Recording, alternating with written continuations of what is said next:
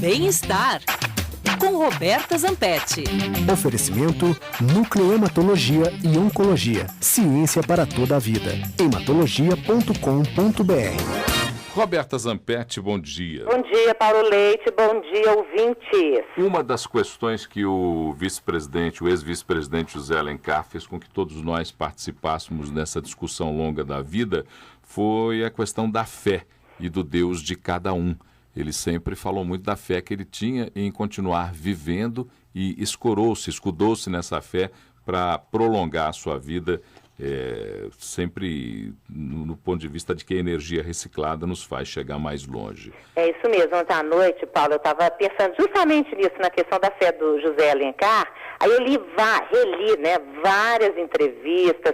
Eu até parei aqui alguns trechinhos, não tem as fontes não, viu, gente? Porque não tinha, mas o que eu percebi é o seguinte, é que ele fala muito, muito em Deus. Inclusive uma frase dele foi do dia 30 de dezembro de 2007, falando da doença. Ele dizia o seguinte: primeiro eu tenho fé em Deus, Jesus Cristo tem um discurso, Sermão da Montanha, e lá tem o Pai Nosso, no qual ele diz: seja feita a vossa vontade, assim na terra como no céu. Porque se Deus quiser te levar, ele leva a hora que ele quiser, você não morre na véspera, chegou sua vez, você vai.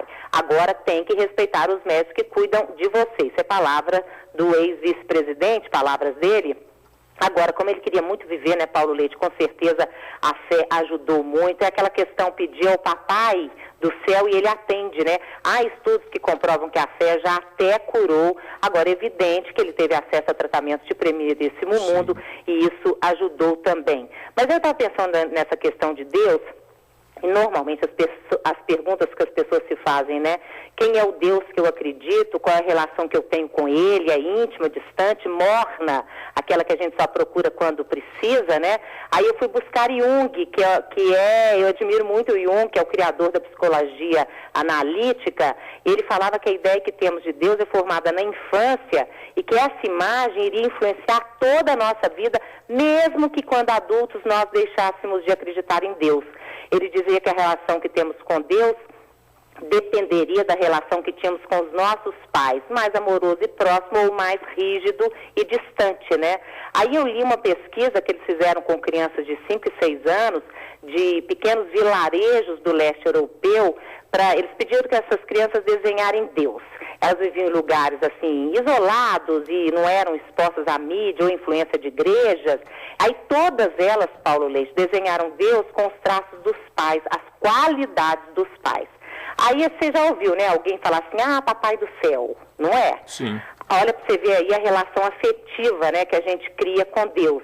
Aí voltando ao José Alencar, um trecho de uma entrevista que eu li, perguntado se ele não passava por momentos de angústia, ele responde com uma pergunta: você deveria me perguntar se eu sei o que é angústia. Aí eu lhe responderia o seguinte: desconheço esse sentimento, nunca tive isso, desde pequeno sou assim, não é a doença que vai mudar isso. Eu fico imaginando que a relação de José Alencar com Deus veio da infância, lá na cidadezinha do interior dele, Muriaé, né? Aí vem um Deus protetor, pai, que não nos deixa só, que não dá lugar para angústia, porque a esperança é muito mais forte, né? Aí mais uma vez perguntado se o agravamento da doença lhe trouxe algum tipo de reflexão, ele disse: a doença me ensinou a ser mais humilde, a todo momento eu peço a Deus, olha só, Deus de novo, para me conceder a graça da humildade. E ele falava muito da importância da humildade, falou isso muito para mim numa entrevista que eu fiz com ele. Ele dizia que a humildade se desenvolve naturalmente no sofrimento, porque você passa a precisar de outras pessoas para fazer coisas básicas do dia a dia. Aí não adianta ser rico, ser pobre, ser vice-presidente da República, ser faxineiro, né? Aí é democrático, é uma necessidade democrática que aí chega para todo mundo. Ele ainda disse o seguinte, Paulo Leite, que uma das lições da humildade foi perceber que existem pessoas muito mais elevadas do que eu, ele disse, né? Como os profissionais de saúde que cuidam de mim. Pensando bem disso, Alencar, o sofrimento é enriquecedor. E se ele já estaria preparado para a morte, ele respondeu o seguinte: provavelmente sim. Quando eu era menino, eu tinha uma professora que repetia a seguinte oração: livrai-nos da morte repentina. E o que significa isso, né? Ele respondeu: significa que a morte consciente é melhor que a morte repentina. Aí ele disse, para completar, que a morte, que isso tudo, a doença, a morte, né, nos dá a oportunidade de refletir. Que a morte para ele, quando ele, numa dessas entrevistas, ele disse que seria um prêmio, que ele se tornou uma pessoa muito melhor, que isso não significa que ele tenha desistido de lutar pela vida, o que de fato ele comprovou que ele lutou até o último momento, né?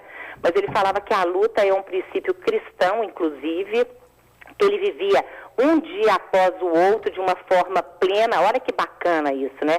Que lição que fica. Aí ele falou, até porque nem o melhor médico do mundo é capaz de prever o dia da morte de seu paciente. Isso cabe a Deus exclusivamente, disse José Alencar. Roberta Zampetti, que fala nas segundas, quartas e sextas conosco sobre bem-estar e que hoje, como não poderia deixar de ser, também coloca um foco sobre a trajetória do ex-vice-presidente José Alencar, na sua trajetória pública e a sua vida, que foi compartilhada por todos os brasileiros, particularmente por esses momentos e motivos que Roberta acabou de falar. Roberta, um grande abraço para você, até sexta, tenha um bom dia. Bom dia para os nossos ouvintes. Tchau, tchau. Tchau.